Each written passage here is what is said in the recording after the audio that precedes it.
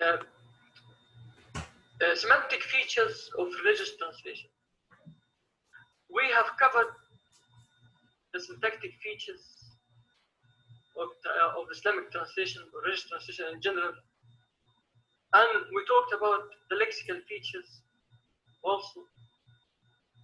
Now we'll move to meaning. How to consider meaning in religious translation. The different shades of meaning, the different types of meaning. But before we come to the different types of meaning, let us talk about how to approach a text. Now we move from different levels in translating Islamic text. Now we'll come close to the text. How to approach the text.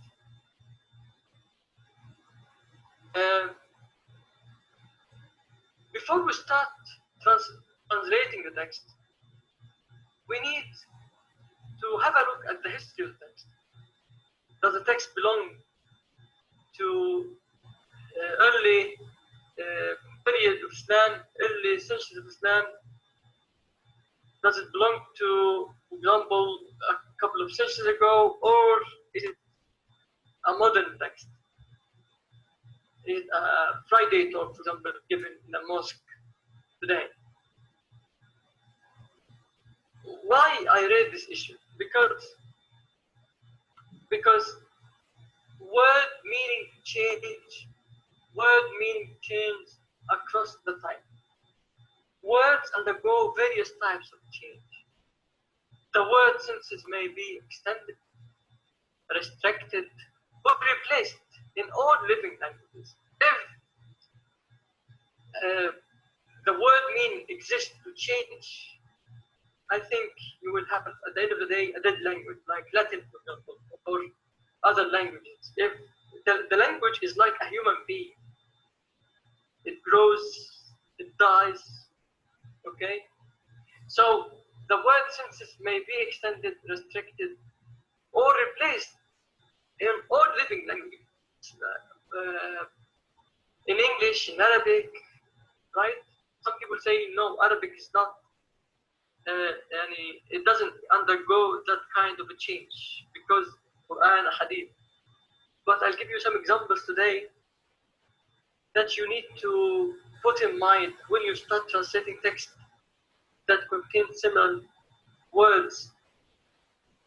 But before we come to Islamic text, let us, for example, give few examples in English. The word friend, it meant before the one who loves. Okay? Companion, the one you eat with, you eat bread with. Okay? King, he who can. This is in Old English, I think. Governor, steers. Wife, she who weeps. And you know the word silly, it's Shakespeare's plays. It used to mean nice, and nice, silly, gay. There was a poem by Wordsworth, a gay poet. A poet cannot be wild, but a gay means happy. Okay.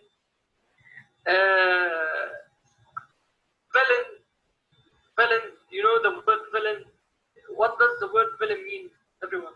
Mean sharir, yeah. Evil. Something evil. Again, please. Sharir, yeah. Sharir, yes. Waqah, sharir. But before, it meant something different. You know the word villa, right? Yeah. It means something who works as a laborer or who works in a farm. Okay? الخدم يعني والأشياء, right? Yes. And because those people used to commit crimes at a certain period of time, in France specifically, the word started to change the meaning, right? The word meaning started to change, right? To be the life we know today. But before, it wasn't that way. It didn't give that sense. In Arabic, for example, the word al-ghams. Do you know what al-ghams mean? The word al-ghams in Arabic? Is it something? Al-ghams. Many people think that al-ghams is to use to. It's like eye winking, right? رمز اللي هو الوينك يا دكتور. Eye winking. Some people think that al-ghams means eye winking. Look at the example on the screen. الباب الثالث في أصناف الغمز ودلك القدم، وفي أي الأحوال يحتاج دلك القدم.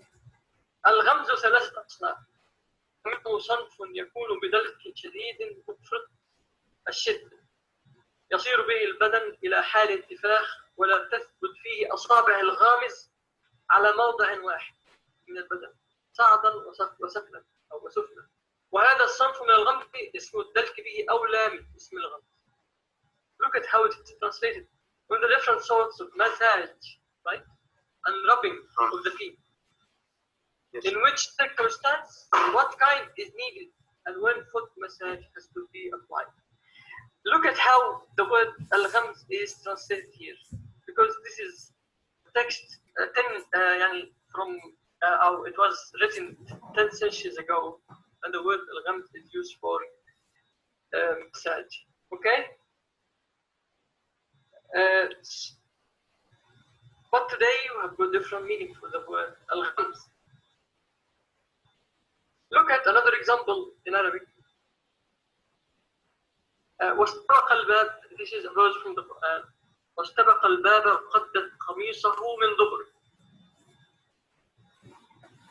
This was translated by many translators of the Quran as what al-qamis. What does al-qamis mean? Everyone, gentlemen. رجال. القميص ايش هو؟ What do we mean by القميص? Shirt. Shirt. Okay. Clothes. But what does shirt mean in English? Did the people during the Prophet Joseph used to wear shirts? Is the item of clothing which common at that time? Did they use, for example, shirts and trousers and whatever, like our attire today, or our clothing today? No, they probably Professor wore just like we wear these days. I mean, like one piece of clothing. So what type of clothing did Prophet Joseph Alexander, Prophet Yusuf used to wear? Do you know? Can you know? Is it possible to know? Very hard. It's very hard. Okay, but if you look back in history to the type of clothing which was common at that time, it's not hard. You will find some inscriptions in walls, in temples, rocks, everywhere in the world. And if you go and check the inscriptions and paintings and drawings of in Egyptian temples, you'll find what type of clothing they used to wear, right? Have you pharaonic inscriptions before? Everyone? Have you seen? Yes. Have you seen their clothing and the way they have, how they wear clothing and what type of clothing they wear? Yeah, it's very similar to our clothing, Doctor. Because clothing, the Saudi clothing. I mean, for example, to the Arab. Was the qamis long up and down to the heel, down to earth? No, it was very short. like to the Very short. I think you need to consider what type of clothing they used to wear publicly or at home.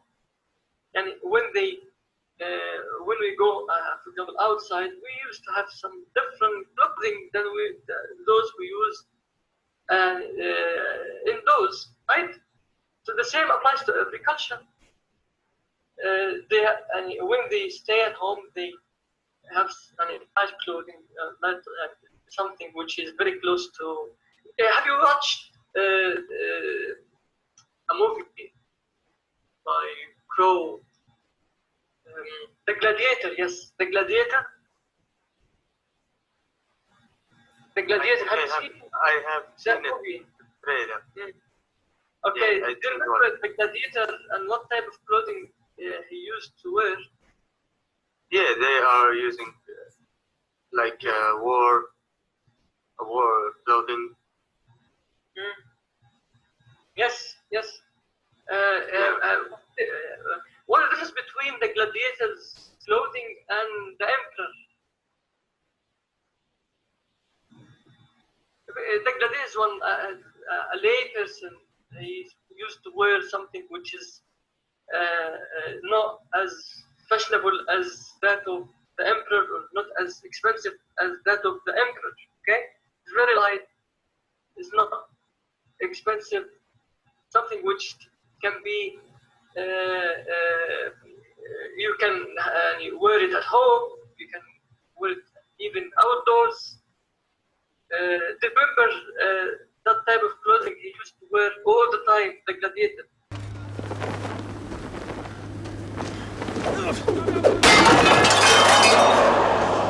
Are you not entertained? Are you not entertained?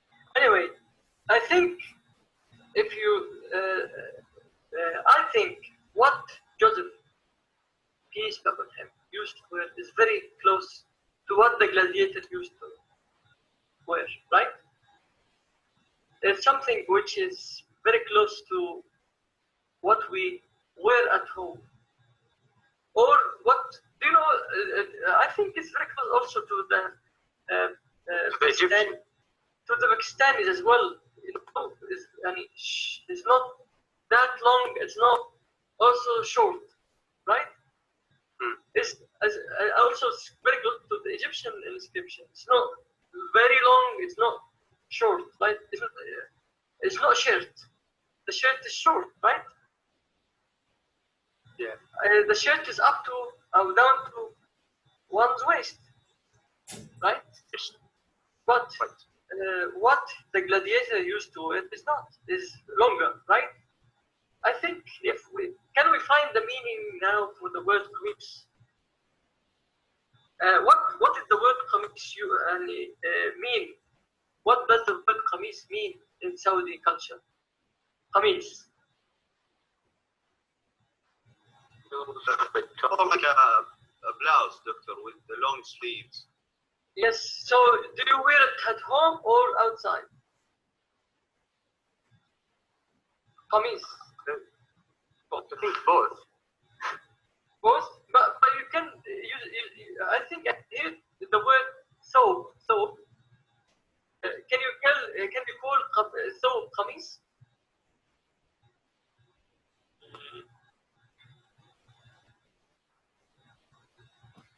Anyway, that's what I'm about to say, doctor. I wanted to ask. We have to report qamis in that time. I mean, yes. So we have to go back in history and find out what did the Arab mean? What did the Arab used to wear? But this is not al-qamis. It belonged to the Prophet Yusuf, which is older than the Arabs actually. I think the Arabs didn't appear at that time, right? Oh, maybe for example, the Quran wasn't revealed during the Prophet Joseph, right? So the wording of the Quran and this word, it describes what Prophet Joseph used to wear during his time.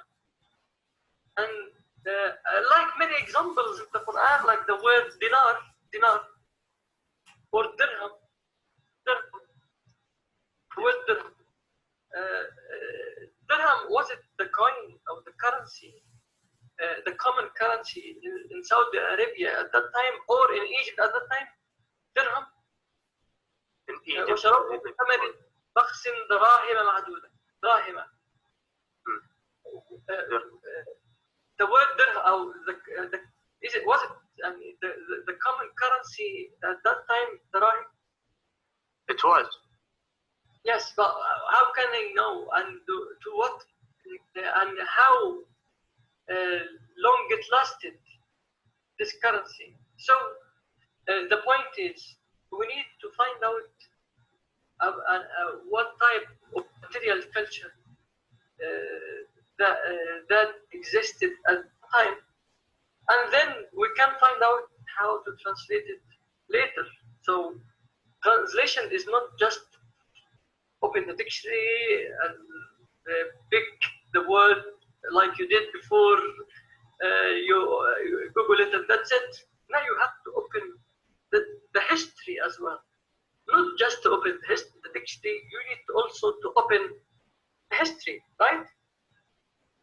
It's very complicated, sophisticated, but I'm just giving you some tips about how important to consider every aspect of the meaning when you translate. Every shade of meaning is, and especially when you translate the Quran.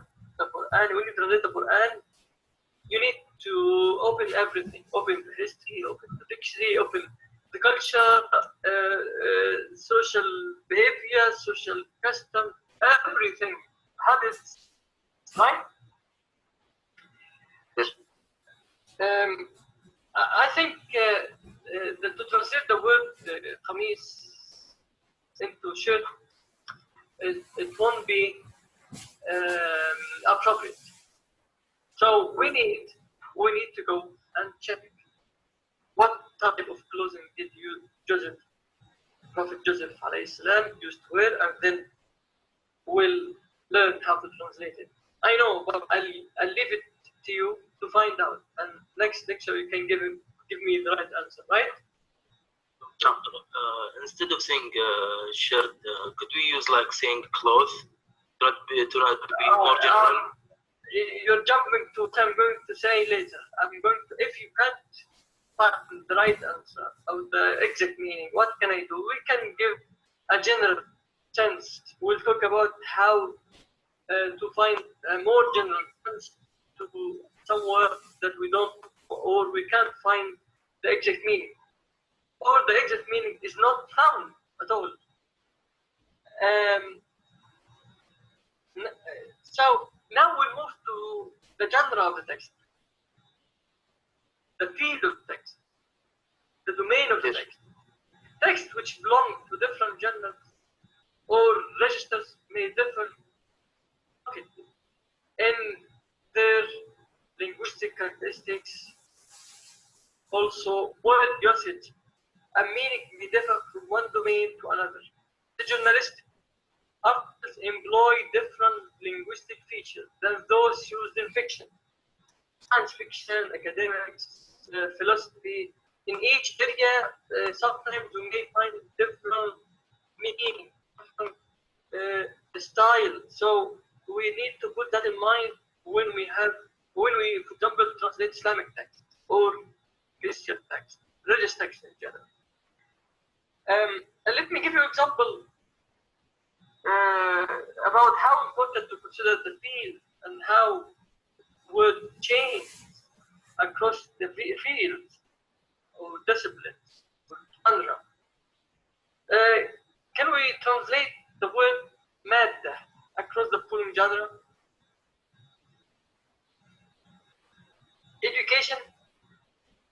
In education, can we translate the word madda? Yes. Dr. Discipline. How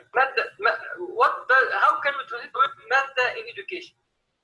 Subject. Or in English. Subject. Yes. What else? Course. Discipline. Course, huh? Course. Course, yeah. Course. Good. Physics. The word matter in physics. Materials. Okay. Material. Substance. Material. Fate. Low.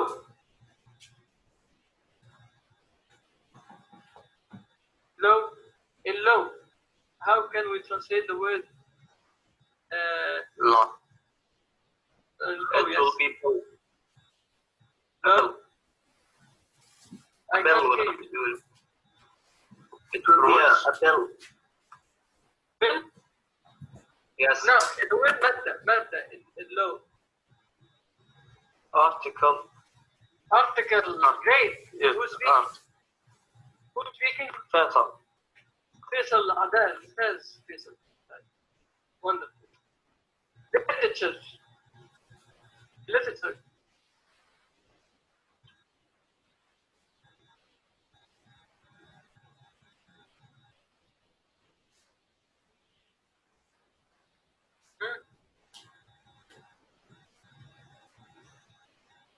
No. Item. Material. Item could be here as well. Article, item. Also here literature. Item. Okay. Right. You can also say principle.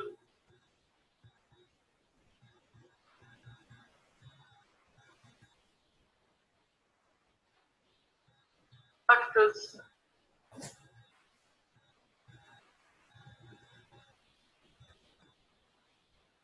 Whatever. Okay. General text. General text. Subject again. Subject. Yes. Subject. Subject. Okay. What else? Material. Material. Yes. Okay. Can you say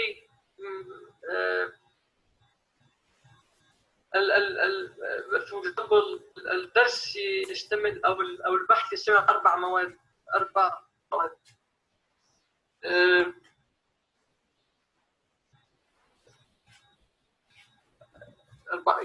كانوا مثل ذات واي يشتمل البحث على 4 مواد. 4 أقسام. يس. طيب Section. او sections. عناصر 4 مواد عناصر factors او elements. What about elements? Finance. Also, you can say terms, Finance. principles, Finance. I can't hear you. terms. The word terms? Yeah. Principles. Finance in principles in finance. Can we say money?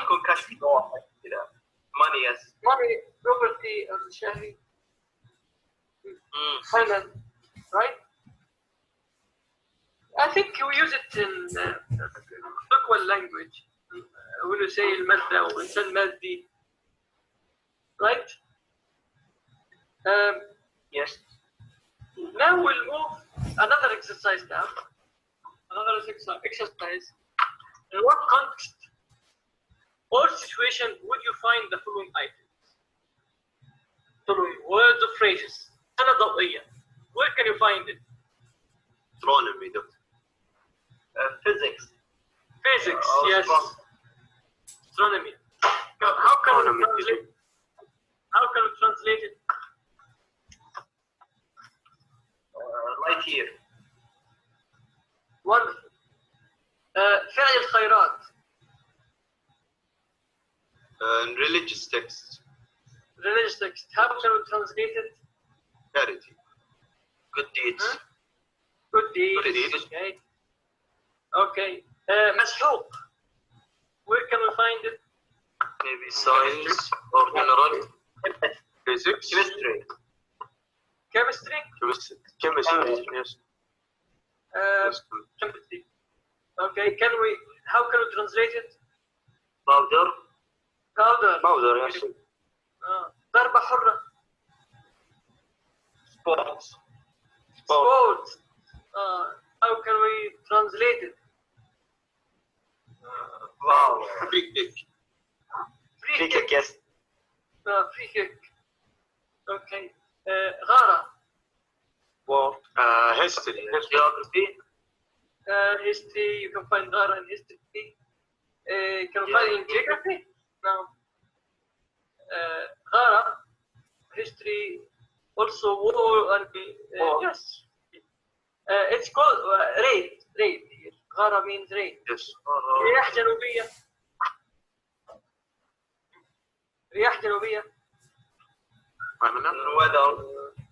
Weather. Weather. Geography as well. Weather. Okay. Can you translate it? Southern wind. Okay. رفيع المستوى. General, doctor. General. General or politics or journalistic or وفد رفيع المستوى for example. Level of people. high level for example personal or High class. high level high level personnel or high level whatever. أحدث صيحة. Fashion. Yes. Huh? General. How can you translate it? Trending.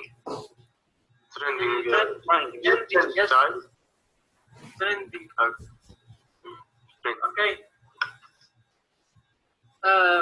Fashionable, very fashionable, whatever, something, and you can find something close, but this is used in fashion. Okay, now we move to another area. Origin of the text. As language differs from time to time and across genres, it also differs from place to place. What they use in the US could differ a little bit from that used in the UK in terms of some items of vocabulary or pronunciation.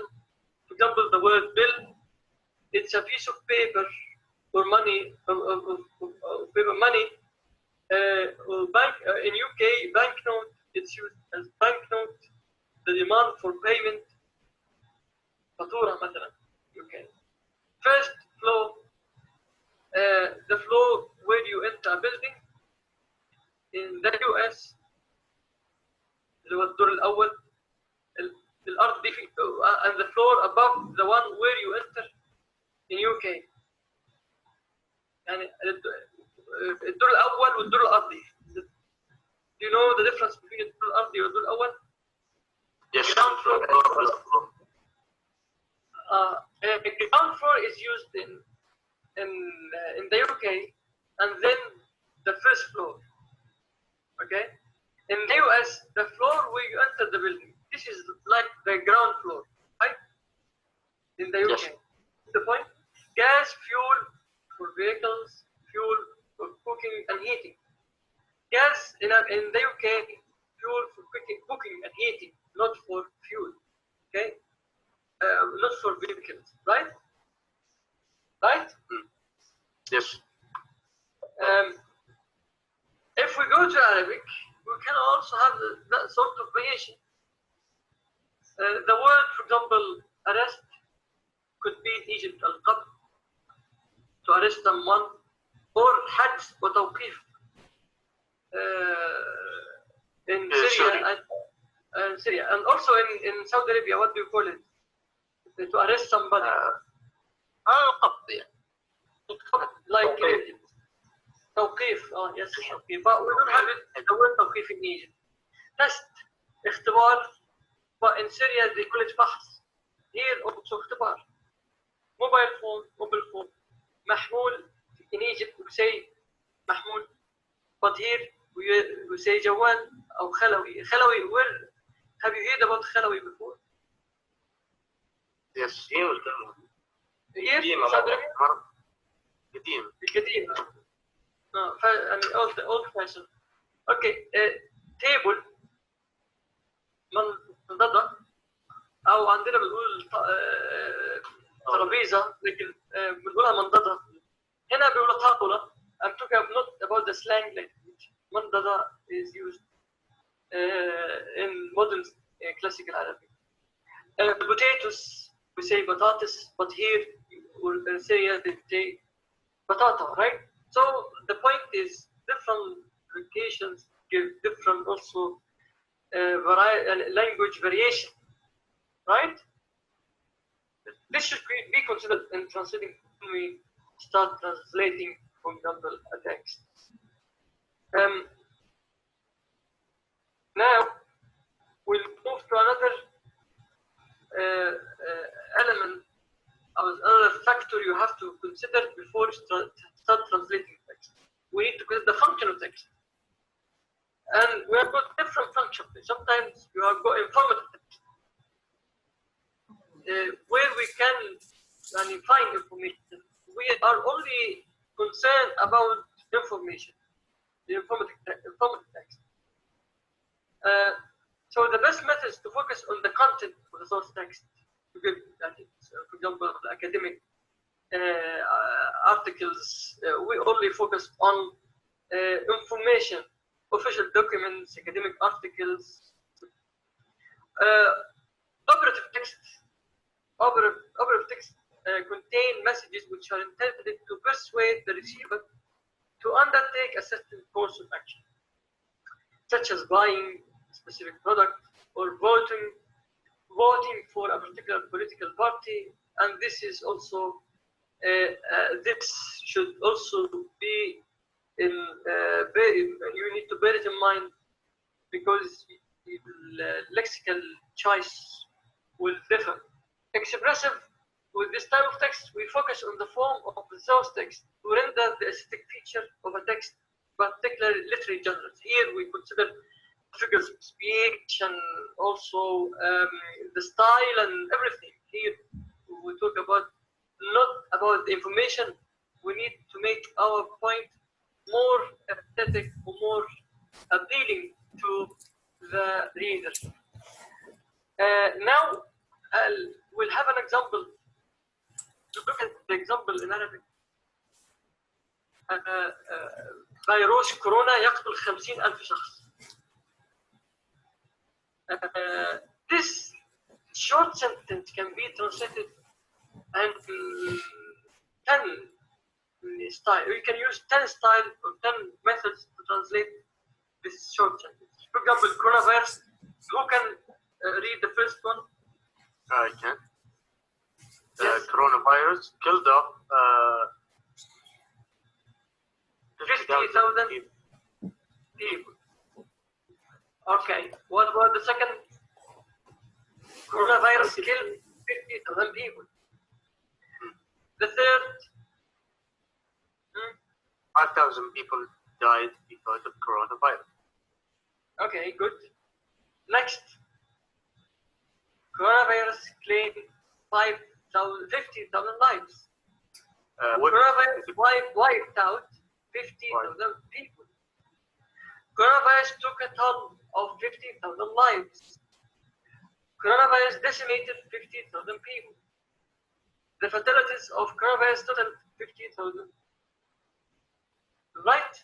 So, what do you think? Are they all correct? They are correct, but I think the meaning is different. The meaning is different? So, did they give different meaning? So, I don't know. I think. Okay. Abdurrahman,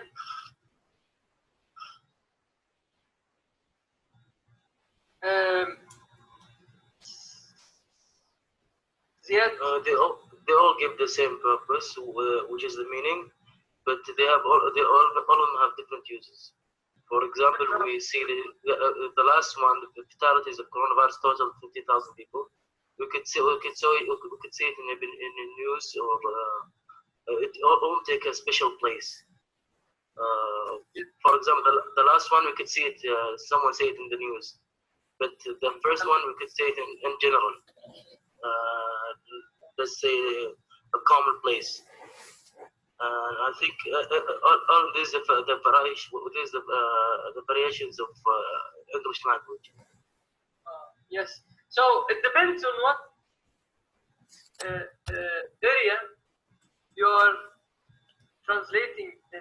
For example, are you translating newspaper? Are you translating a novel? Are you translating academic article? An academic article? You can, for example, choose different styles. You have got the same meaning. The point is 50,000 people died, okay, because of coronavirus. This has been this sentence has been rendered differently.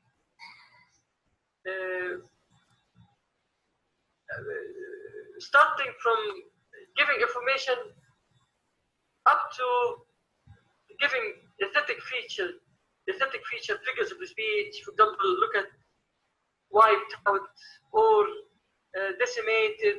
Okay, it gives more emphasis on how they died, wiped out, or decimated, or so. The point is you can go from one level to another. It depends on what genre you are working in, on what function are you considering. If you remember the functions of the text we have just talked about, let me go to the previous slide. Informative. Are you only intending to give information, or are you going to influence the reader to do an action, to take an action, or are you writing? Are you translating to make the text appealing to the reader, or make the reader appreciate the text, right? These functions influence your choice, lexical choice. Next time we'll talk about how to consider word meaning in translating Islamic text. This is just an introduction today, and next time we'll talk about the different types of meaning and how to consider the different types of meaning in Islamic translation. Right? Have you good questions?